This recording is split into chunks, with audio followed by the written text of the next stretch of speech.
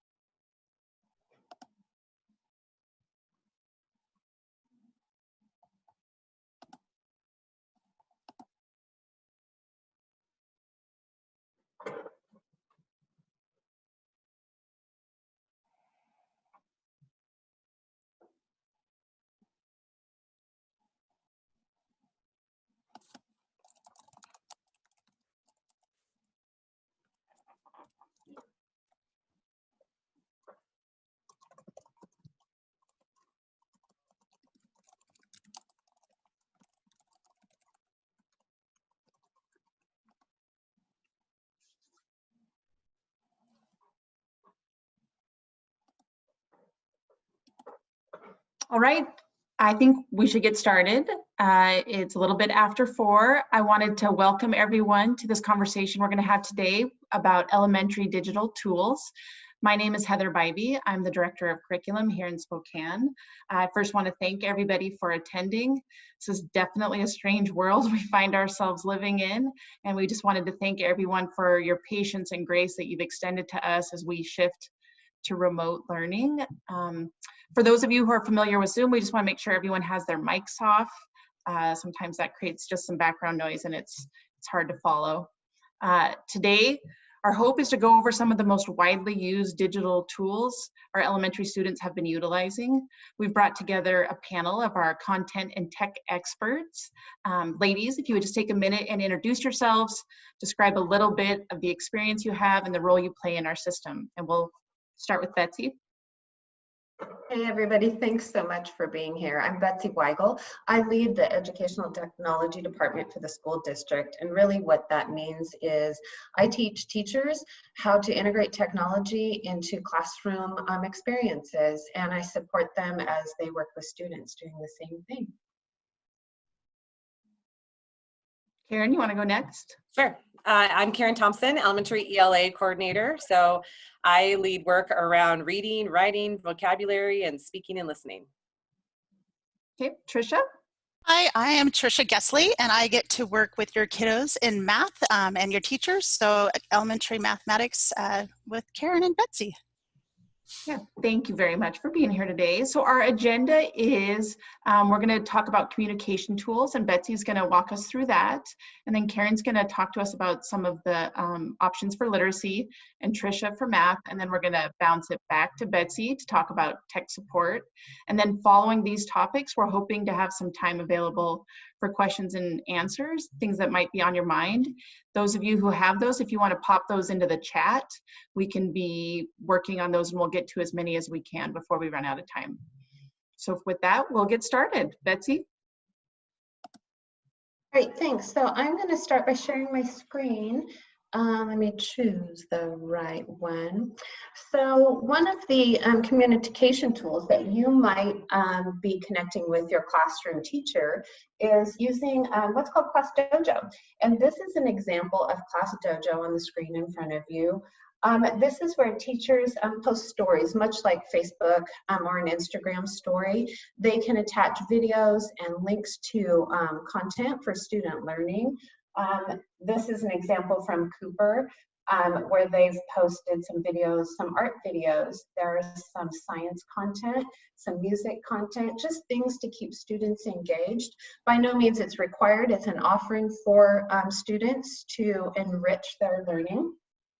And then if you're familiar with, you know, you may have seen this with your teacher in the learning like PDFs and worksheets and things that they're posting there. So that's one communication tool that teachers are taking advantage of. Another tool that they're might be using is email. all students have access to email through Office 365. They also might be using Teams or the announcements that are available in Clever, and I'm going to show those to you. So I'm going to start by showing you Clever, because that is our digital hub in the district for access to all of our learning resources. To get to Clever, you go to the district homepage, and from there you scroll down to the button that says Digital Tools. Hopefully you guys can see that. I'm going to let it load. All right. So the couple things to take note of is there's a couple videos linked on the page for logging in with a badge to Clever for students in kindergarten through 2nd grade, or using your email and password for students logging into Clever. So I'm going to log into Clever as Miranda Lambert, one of my fake students that I have. So I'm going to click here to log in.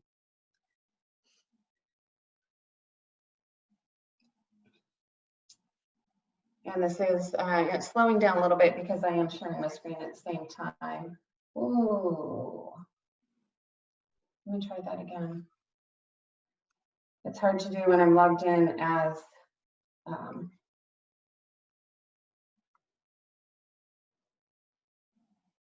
a staff on my computer.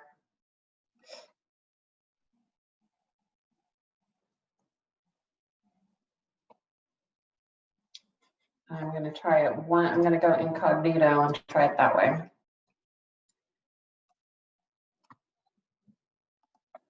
Thanks for your patience. Hopefully you can still see my screen. All right, again, so I'm going to go down to Digital Tools.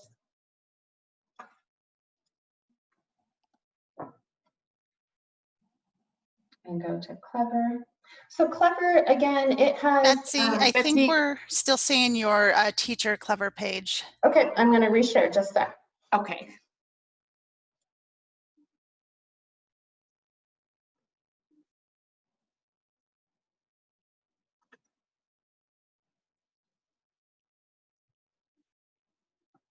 There we go.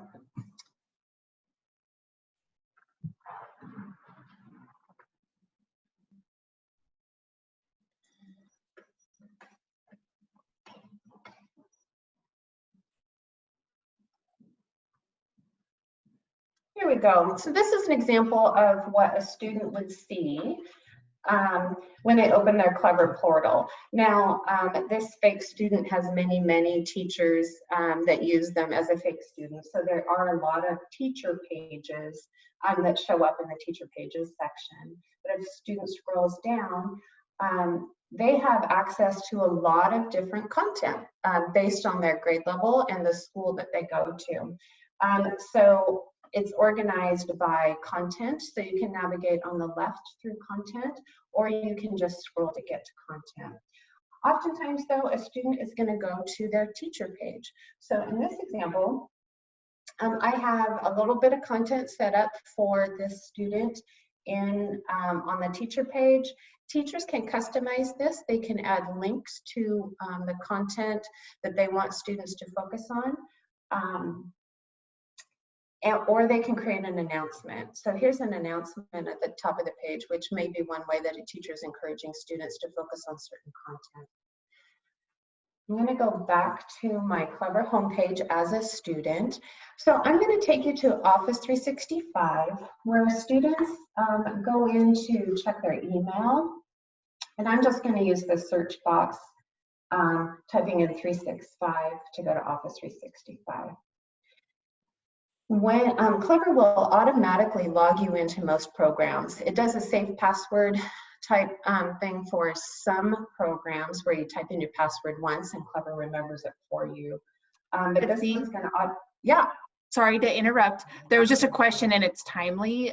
There was a question from the audience about the Clever login, and if there is a way that it can hold the login longer because they have a young student and says that they have to remember how to get in each time. So that was just— Yeah. That's a great question. So it is sort of an automatic thing that we don't have control over. So once you've once you close your browser, it's assuming you're logging out, and then you would have to log back in. That's not something that we set at our level. So that's a Clever setting in general. I can sure take that back to the Clever team and see if that's something that we could have control over in the future though. So great question. So this is the Office 365 landing page for Miranda, my fake student, and there are many applications that students have access to in Office 365. And one of those is Outlook. I'm going to answer this clever question here. The Connect 5 lessons, some teachers do put those on Clever, but that is a teacher decision. They get to customize those teacher pages however they think is best for the students in their class.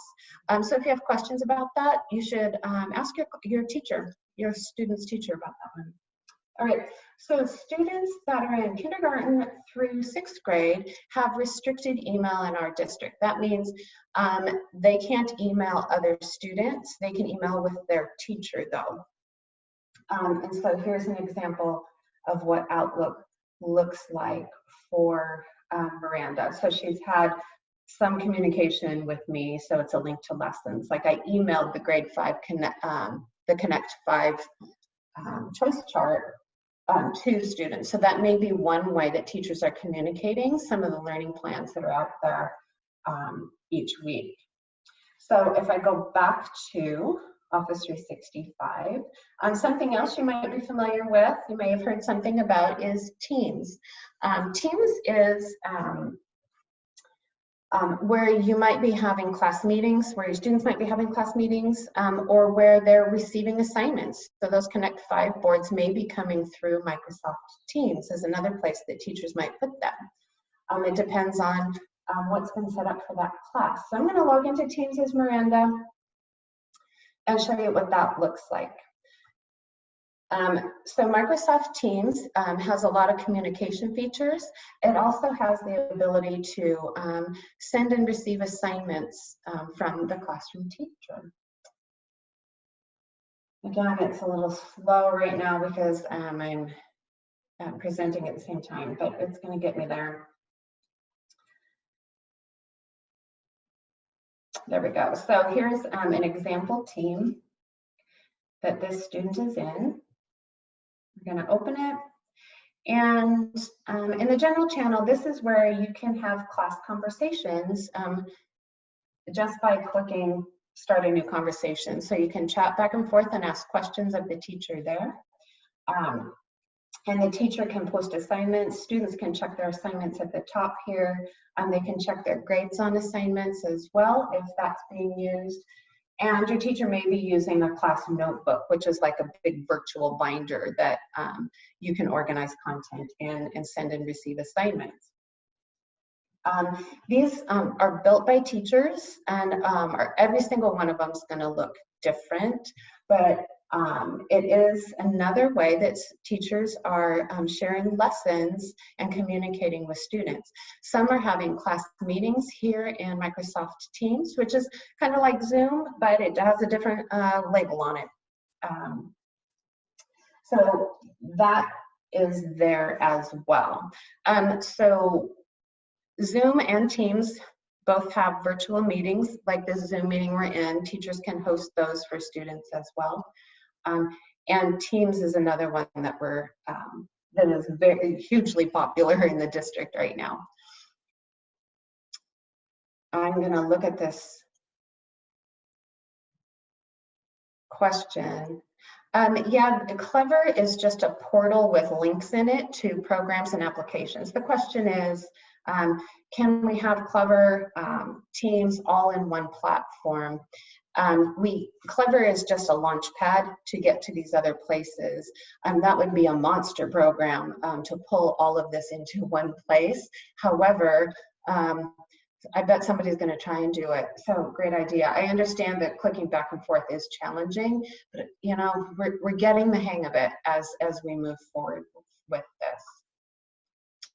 And then back to a question about signing into Class Dojo. I would connect with your classroom teacher about how to log into Class Dojo, because those are custom links that are specific to the class, and you need to get that link from the classroom teacher.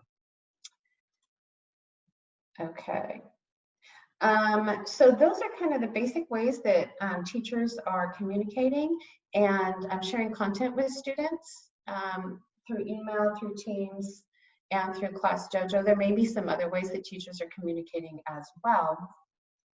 And that's up to them, right? And we're supporting them with that. So if you have specific questions about the technologies teachers are using to communicate or share content, make sure you reach out to your teacher, and they will be able to answer your questions. So now that you guys have a very brief overview of some of the tools that teachers are using, I'm going to kick it over to Karin. I'm going to stop sharing the screen. There was one more question that had just popped in, right, as you were, and it was about Notebook, which is kind of in the realm. Oh, so that's in the chat. Okay, let me go over there.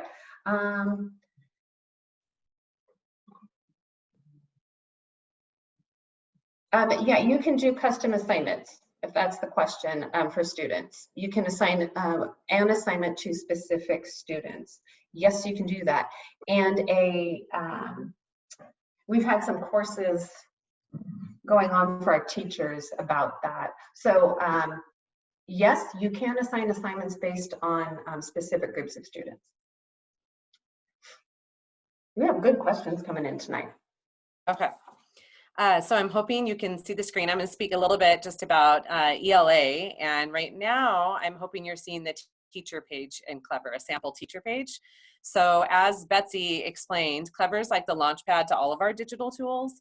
So you do want to be able to access that. The question regarding Teams and Clever being one, in this sample, so this is my fake teacher page, I do have a link that takes the student directly to the class team, but the class team is more where our class is going to hold meetings, where we're going to dialogue and have conversations, where assignments are going to be shared, explained, turned in, feedback will be given. That's all through Teams. But Clever is our launchpad to get to the digital tools that students are going to use either for their own learning or really to do those assignments and get them turned in for their teacher. So the piece I wanted to speak to with ELA during this time, and really it is just an amazing tool, is this Lexia Core 5. So I wanted you to see this symbol. Looks like the world. So teachers, as Betsy said, can set these pages up and really to surface the most important digital tools for their students to be using to really reach the goals that they have. So I wanted you to see that, because once you're in Clever, you would click on Lexia, and then you would get logged in to it. So let me see if I can show you that, what it looks like when you're in it. Hold on a moment. It's gone. You know how that happens? Hold on a moment. Sorry. Well, let's click on it and see what happens.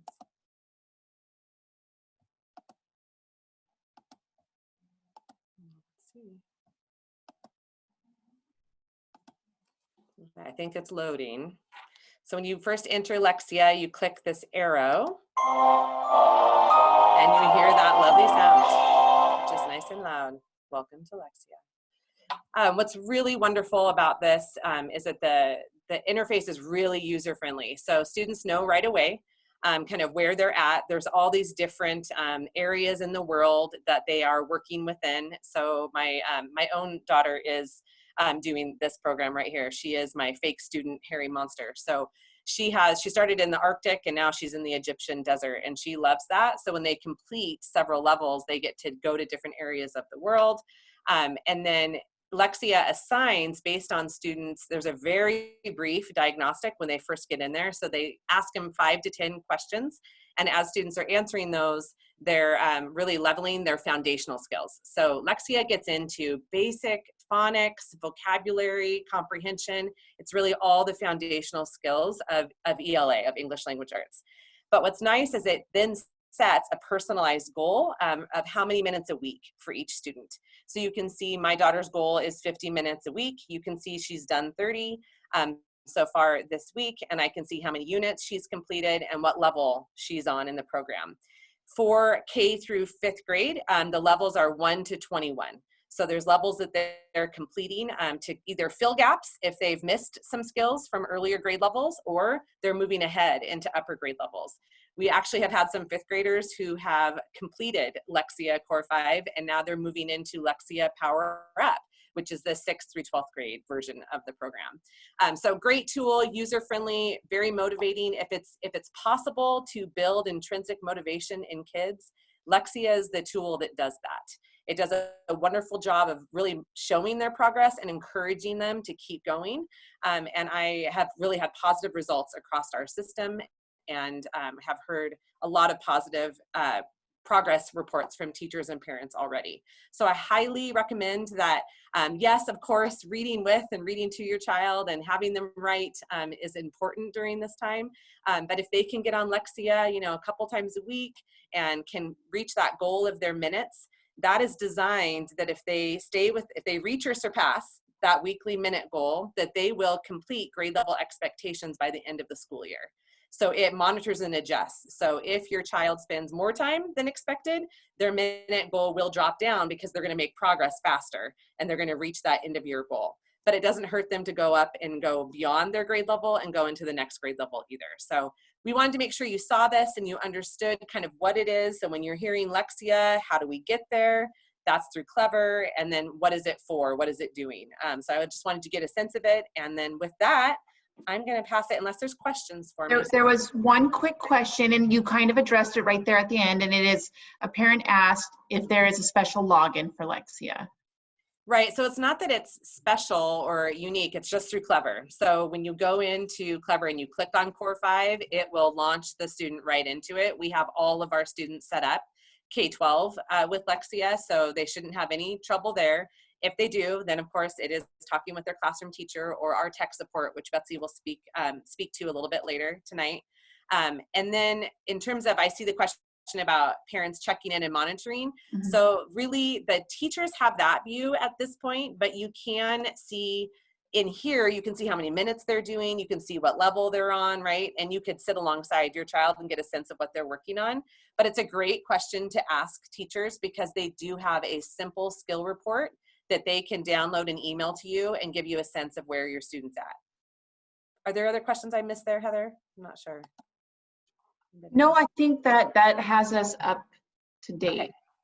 So with that, I'm going to pass it to Tricia to speak to math. All right, well, it's going to take me a minute to share my screen. So I'm going to, while I do that, I will speak to the question around, I want to make sure I get to the right screen here. The question around, is there a way that parents can, I might have to re-log in as a student. Let's see. I had it all ready for you. Let's go here. Let's see if this will take me. I'm still logged into Clever or not.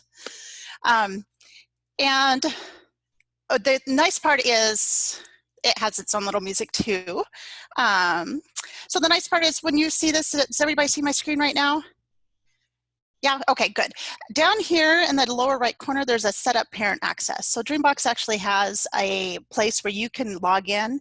And I will show you before I'm done today too, there's 4 or 5 videos on the Dreambox page itself that gives some parent guidance and some parent pieces. We're in a really fortunate state in Spokane Public Schools because between Lexia and Dreambox, our kiddos have a lot of the things that they need to be successful. And that's something that we feel very fortunate about. Dreambox is adaptive in nature.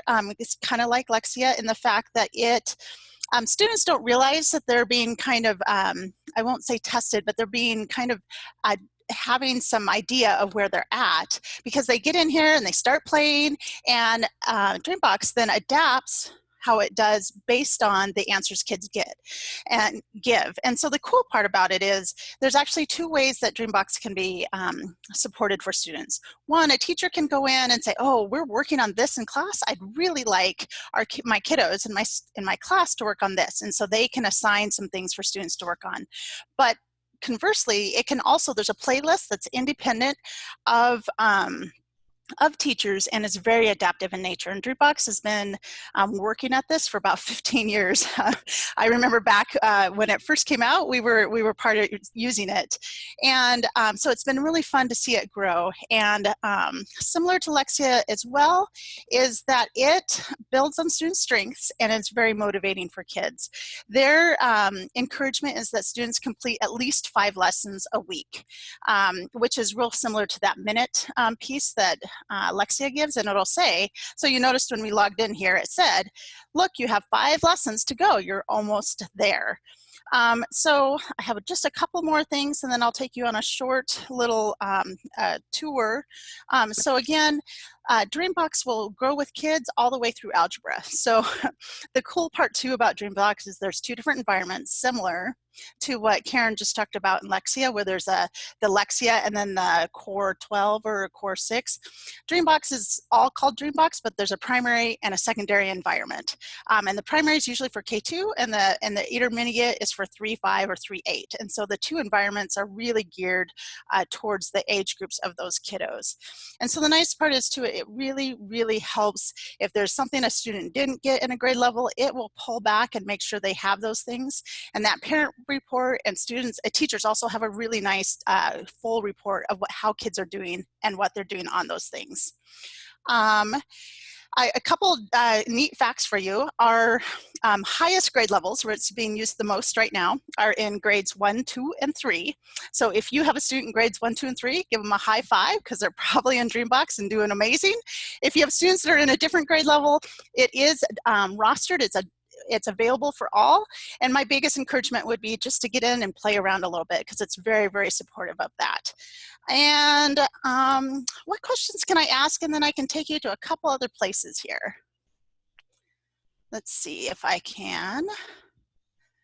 See if I can get you to the parent. I wanted to take you to the Dreambox. I think I'm a little lost of where we are. Oh, I get it. Okay. Let me see. Here's what I wanted to show you. Resume. No, I don't think it took me there. Let me stop and share it again. This whole little technology piece, I don't think there's a single person that hasn't learned something new in our experience here. So this is the Dreambox just learning homepage. And then there was when you go here, let's see, the resources, I went to remote parent resources. So this is how, just gives you a couple videos. I know several teachers have said, oh my goodness, I pushed this video to my parents and they loved it and really felt like they learned a lot about Dreambox. So that was one thing that I wanted to share with you. All right, let's see, I'm gonna go back to real quick the student page maybe. Nope, that's not it. All right. What questions can I help answer? Is there anything that's come up for Dreambox? There's one question that's come up so far, and it's really about, will these tools be available during the summer? And what I can speak to is we know for sure that we have Lexia through July and Dreambox through June, but I will say we are exploring options to provide tools for kids to be learning over the summer. We know how important it is, given the last few months, that we keep them working through critical thinking, keeping their skills fresh. And so we will be reaching out to families with options that they'll have for summer learning. So stay tuned. As of today, I can say for sure to July 31st for Lexia and June 30th for Dreambox, but stay tuned for more. So that's the only question I'd seen pop up that kind of was universal. Oh. Can we, let's see, I think, am I muted? Oh, can we, the question was, can we pay for Dreambox through the summer? And there is always the parent option to pay for Dreambox. And I've had, definitely had parents throughout the years that said, you know what, we loved it so much, we are gonna continue it.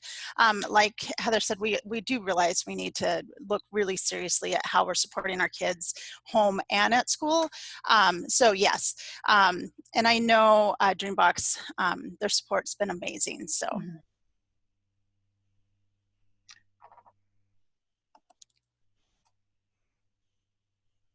Okay, well, we're going to pause and we're going to pass it back to Betsy this time to talk about all the different support options that are out there for technology that could come up maybe when there's not a webinar. So, yeah, we have lots of support resources available to you, either static or live. So I'm going to show you how to access those resources. Going to share that screen one more time. Going to go to number 1. Oh, click the share button. Boop, there we go. Okay. One of the places where you can get support is on our Learning at Home page. Gonna go there now. All right. So there are a lot of resources available through Learning at Home to support you. If you are on Learning at Home resources, I'm not going to point out everything that is here, but just know if you keep going over to Learning at Home, and again, it's spokaneschools.org/learning-at-home, you have a whole host of resources available to you to support student learning, as well as get tech support. There is a whole technology tools section available to you. I'm going to click on that, and it is growing daily. One of the things EdTech is working on is creating short videos for students on how to do some of the most common things that teachers are using for tech tools. So we have links to quick guides as well as short videos on many different things that we are using as learning tools. So I want you to know you have that support. Another place you can go for support is back to the district website.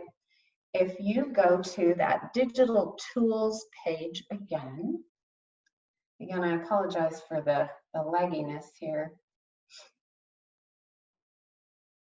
I'm gonna hit digital tools.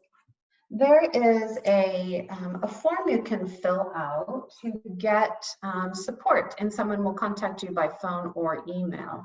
That's over here under contact support on the right. There's a help form, and that creates a help ticket, and our IT support services will either call or email you to help you with your question.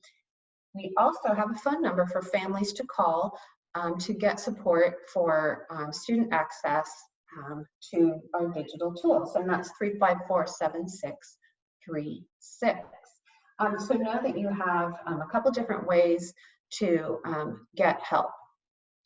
So does anyone have any questions about support resources? And just know that the support for families accessing some of our digital tools will be available throughout the summer as well. So students continue learning with the programs they have available. That number is not going away. 354-7636, as well as that help form online. So know that you can get support there. Any questions about that?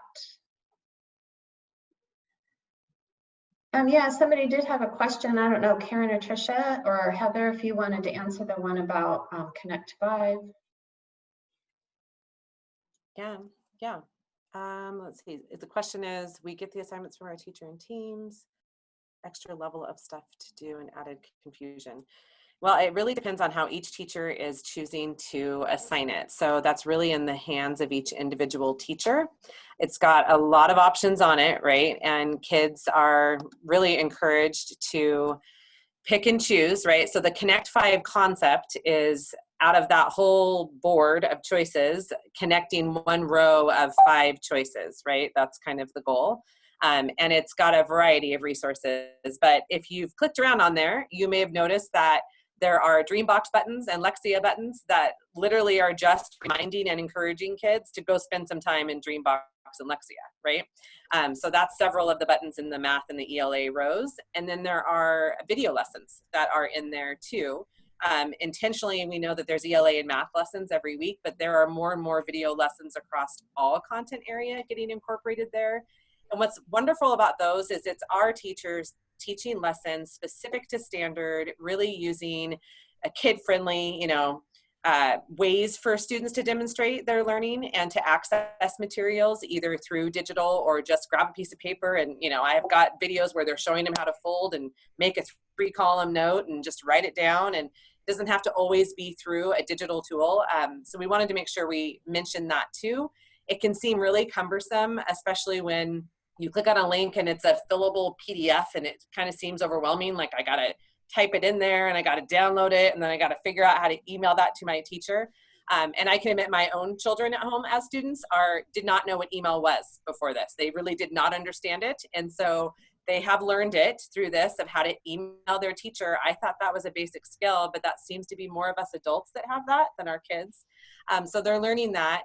But there is no requirement to fill out a fillable PDF and then email it. It can be just writing down their responses and their thinking on paper, taking a picture of that, sending that to the teacher.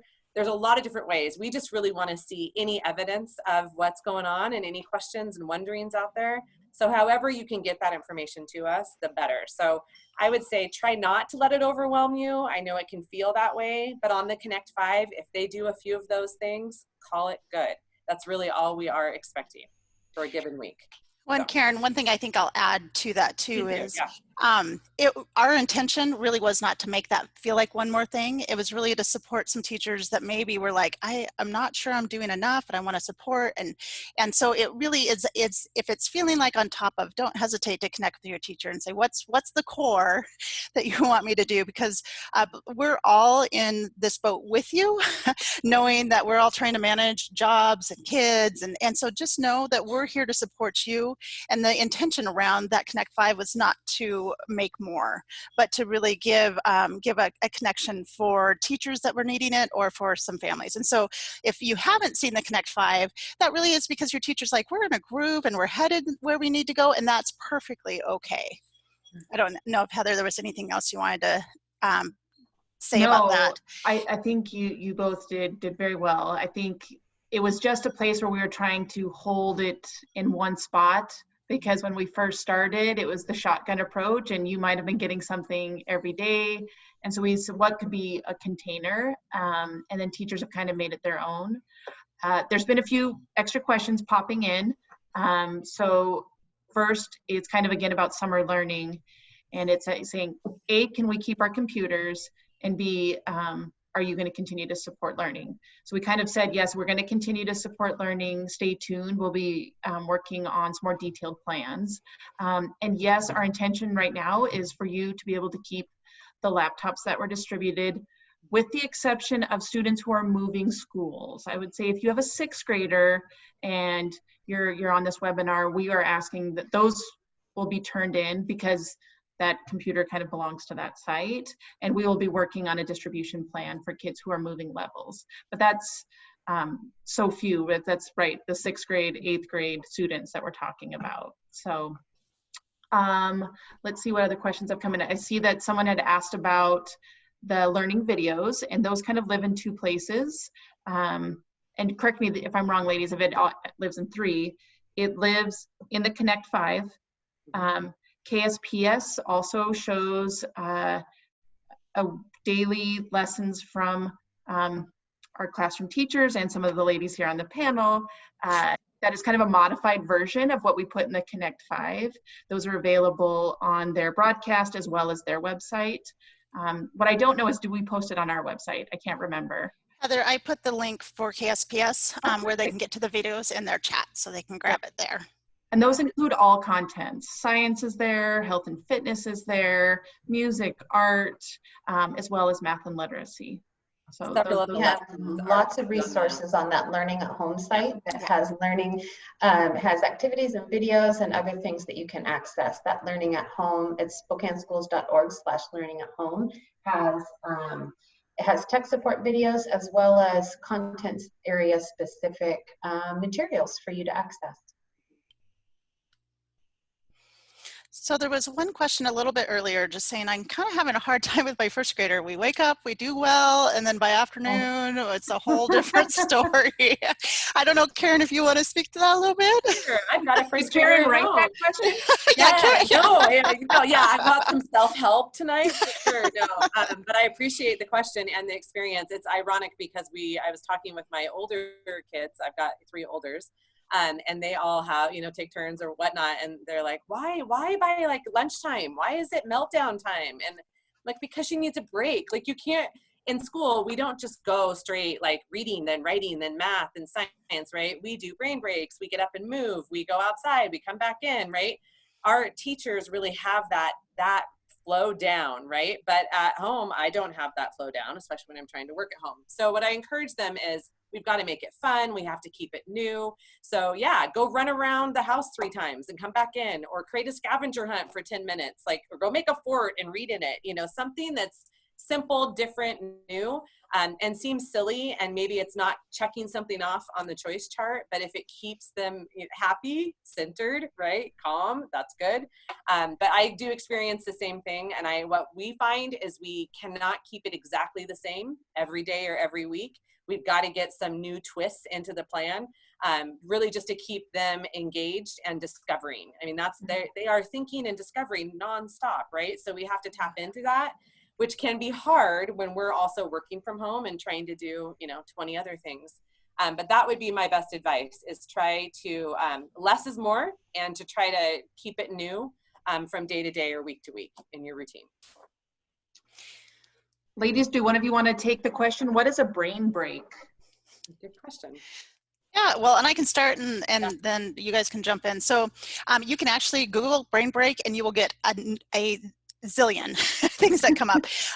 But really what it is just giving the brain a change in pace. So in a classroom, sometimes a brain break is where they play a silly song and kids get up and they follow the motions. And a lot of times there's this body movement also that helps the brain just kind of reset and begin to learn again. And so, and when she was saying, oh, let's go build a fort, that's kind of a brain break, because we're doing something different that's a little novel for the brain, so that when it comes back to a focus time, we're ready to kind of re-engage in that learning piece. Absolutely. And a tool I would reference for that we're using, and it's in Clever, so it's on my teacher page. It's Go Noodle, and our kids know those, and they have favorites, and they love them. So anytime you need that, just for sanity's sake even, and to get a good laugh, and even a little bit of exercise. So cute. Nice, do a little Go Noodle. And I think a lot of our elementary classrooms use that. So our students are very, very familiar with it, very comfortable with it.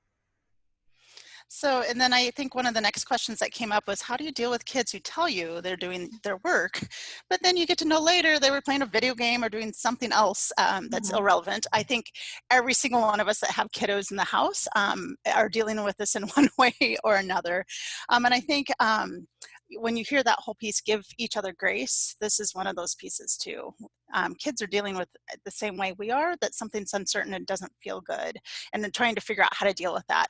I know with my own kiddo, sometimes I'll be like, okay, what time can you give me that you're going to start? He's a little bit older, but let's hang out on that video game until this time. Again, kind of that brain break or disengagement. Then how are you going to show me what you've done?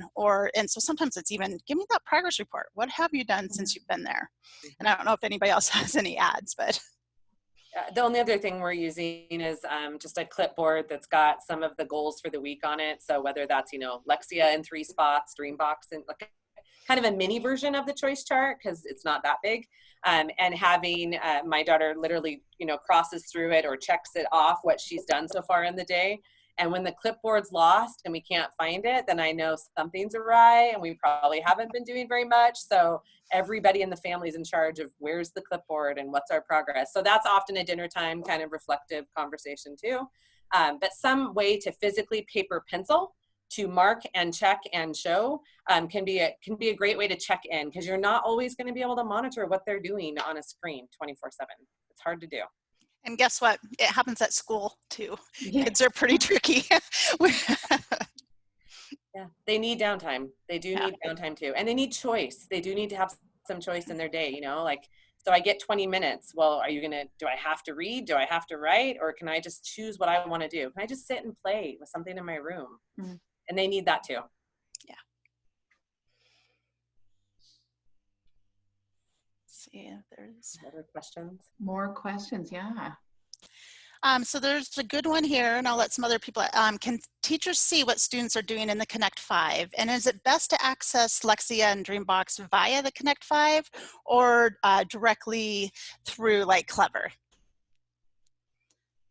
Go ahead, Karin or Okay, Betsy. oh, sorry, I was gonna say either Just way works because the Connect 5 links take you to the Clever login. So it's really same, whether you get to it through the Connect 5 or you get to it through just going to Clever, like Betsy showed you at the beginning, going to the digital tools area of our district website. So either way works. It's gonna still log in as that student. It's gonna monitor their progress and all that and track it all. So that's fine. And then in terms of, can they see what they're doing? Not unless the student is actually submitting something back to the teacher. So whether you're taking a picture of some work or sending an email and letting the teacher know what you've completed or what you've done, or in some cases through class teams, teachers are posting assignments there from the Connect 5, and students can do theirs and submit it through class teams or in their class OneNote, their class notebook. So there's a lot of different ways, and each teacher declares that, because many of them had systems in place before closure, and so they're continuing those systems. And then others didn't have a system for that because they just turned it in at school, right? So they have figured out a new system. So each teacher really has to let students know what the best way is. But that's why we were trying to say earlier, any way you can show them evidence, they will accept. Like, they just want to see any work that's going on. So if you can't figure it out in Teams, or how to do it from that choice chart and email it, just do something on paper and write it down, or email the teacher and let them know what they've done. That's what I would suggest. But I don't know, Betsy, do you want to add to that in terms of demonstrating what they've done? I think you've got it, Karin. You handled that one well.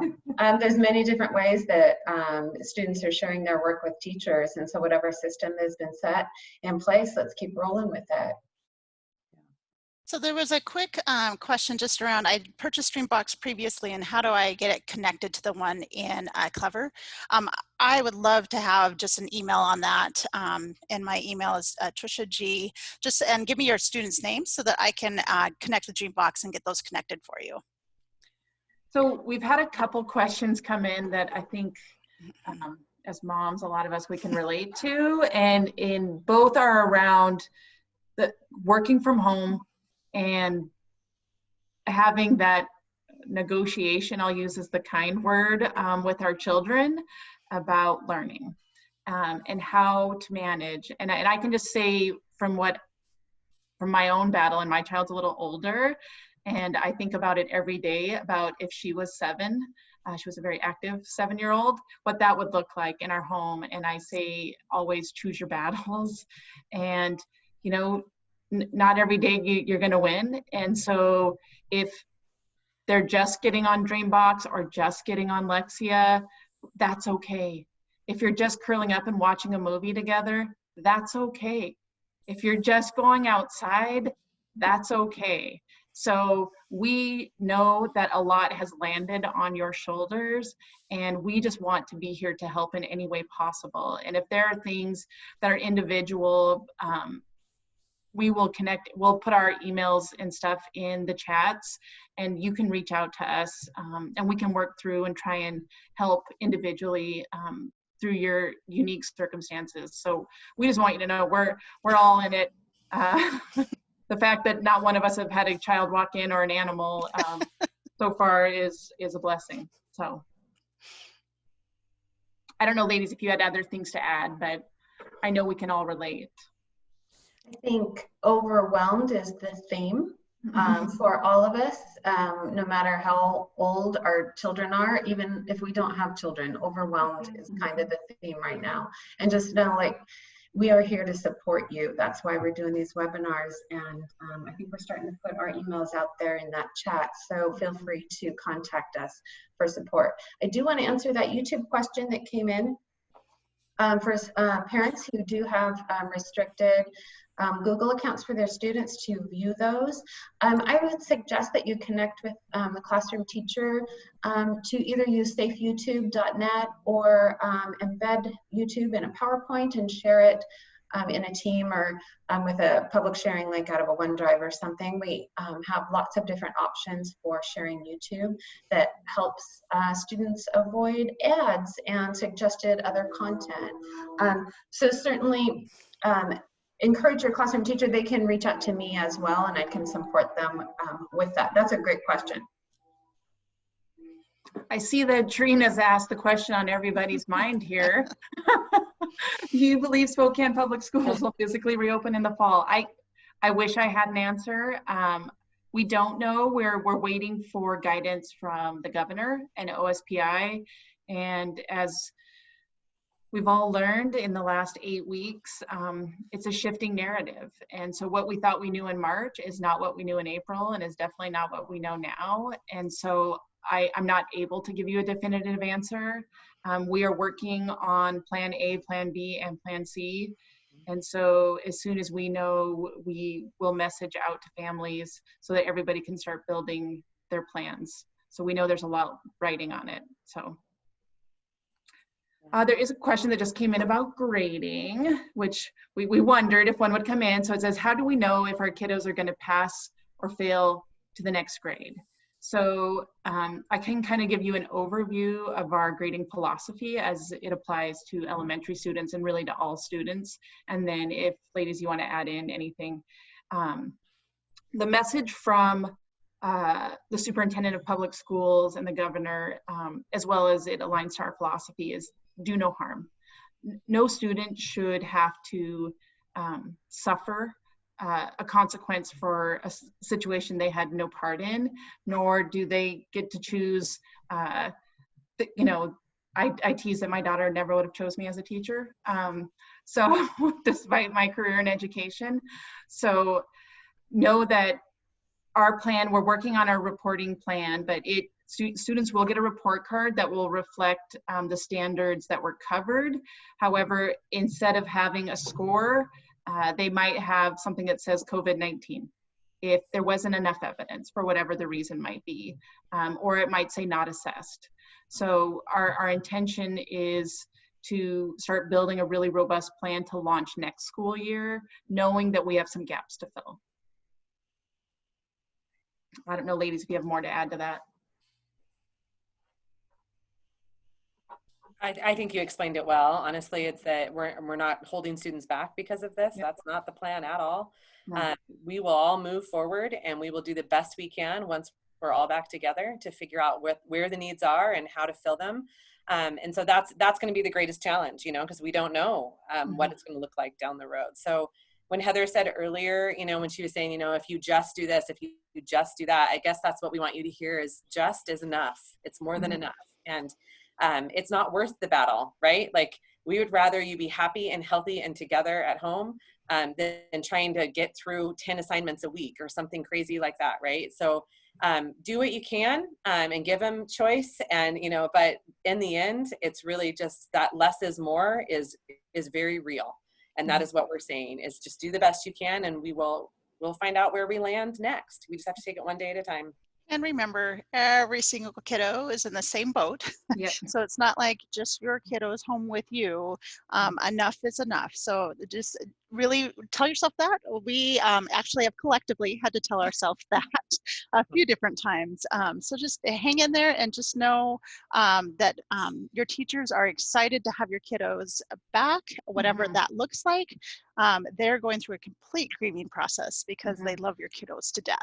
And so we're all here to support you. We're going to work together on that, and give yourself grace.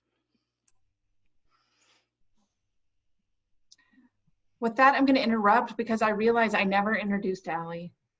You know, 53 minutes in.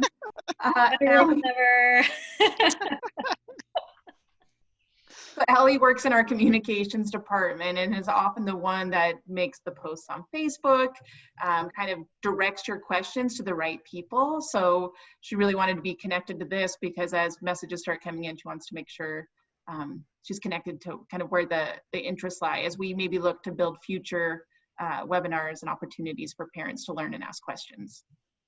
Yeah, so if you guys ever have a question that you write to our Facebook page through Facebook Messenger, just know that it's me on the other side trying to answer it and trying to find the right person to send your question to. So doing the best I can with, you know, so many questions that we get a day. But yeah. So with that, we have time for maybe one or two more questions. I saw that we have one that I think might have just snuck in there. It says, is there a landing page for Connect 5 on the SPS website? Can't seem to find it through the Learning at Home page.